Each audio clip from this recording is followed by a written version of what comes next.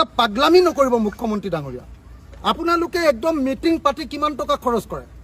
আপোনালোকে মানুহৰ ঘৰ ভাগি যোৱা ঘৰকেইটাক আপোনালোকে টকা 10 লাখ দিব নোৱাৰে। টকা 10 লাখ এতিয়া লগে লগে নোৱাৰে, 2 লাখ দিয়কচোন প্ৰথমতে, যাতে ক'ৰবাত এটা কিবা এটা গৈ খুঁটি এটা ফুটিবগৈ পাৰে। এইটো নহ'ব। মুখ্যমন্ত্ৰী ডাঙৰীয়া স্পষ্টকৈ কৈছোঁ, আপুনি চাই লওক, মই নেপালী খুঁটিত থিয় হৈ কৈ আছোঁ। কি নাম ক'লে আপোনাৰ? ৰুণু শইকীয়াৰ ঘৰত, ৰুণু শইকীয়াৰ ঘৰ এই ইয়াতে আছিলে। ৰুণু শইকীয়াৰ ঘৰ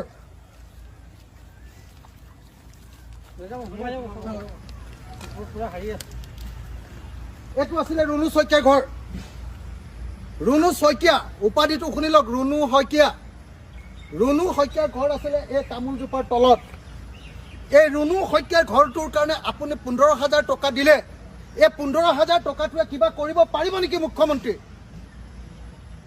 15,000 টকাটোৱে এই ভাগি যোৱা ঘৰটোত কিবা কৰিব পাৰিব নেকি?